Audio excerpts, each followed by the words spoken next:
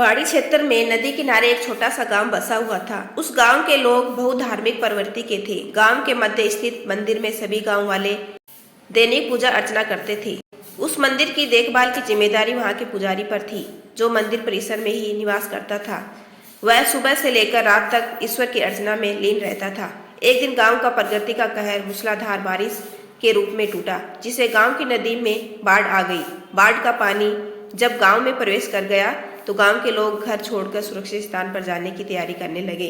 एक व्यक्ति को गांव छोड़कर जाने के पहले मंदिर के पुजारी का ध्यान आया और वह भागता हुआ मंदिर पहुंचा।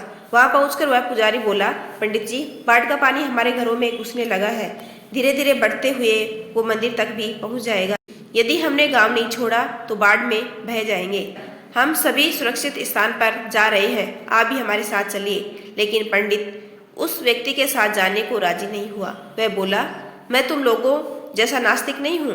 मुझे भगवान पर पूरा भरोसा है। पूरे जीवन मैंने उसकी आराधना की है। वह मुझे कुछ नहीं होने देगा। तुम लोगों को जाना है तो जाओ, मैं यहीं रहूंगा। पंडित की बात सुनकर वह व्यक्ति वापस चला गया।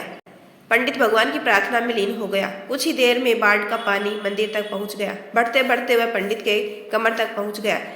ठीक उसी समय एक आदमी नाव लेकर वहां आया और पंडित से बोला, पंडित जी, मुझे गांव के एक आदमी ने बताया कि आप अभी यहीं हैं।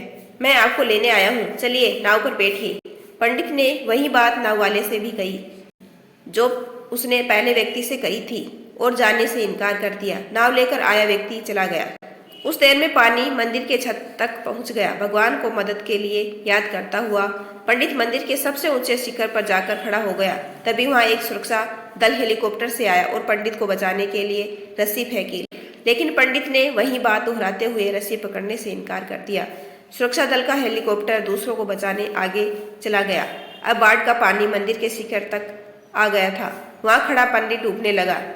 डूबने से पहले वह भगवान से शिकायत करते हुए बोला, भगवान, मैंने पूरा जीवन तुझे समर्पित कर दिया।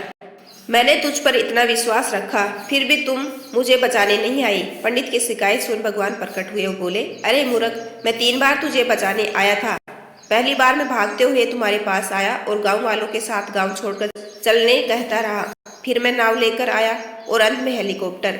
अब इसमें मेरी क्या गलती है कि तूने मुझे पहचाना नहीं। पंडित को अपनी गलती समझ में आ गई, लेकिन तब तक बहुत देर हो चुकी थी। सीख, जीवन में अवसर बिना बताए दस्तक देते हैं। हम उन्हें पहचान नहीं पाते और जीवन भर शिकायत करते रहते हैं कि अच्छा और सफल जीवन जीने का हमें अवसर ही प्राप्त नहीं हुआ। इसलिए अवसर किसी भी रूप में सामने आए, उसे अपने हाथ से न जाने दे। यदि आपको मेरा छोटा सा प्रयास अच्छा लगा हो तो चैनल को लाइक, शेयर एंड सब्सक्राइब कीजिए। आपका अपना कीमती समय देने के लिए दिल से धन्यवाद।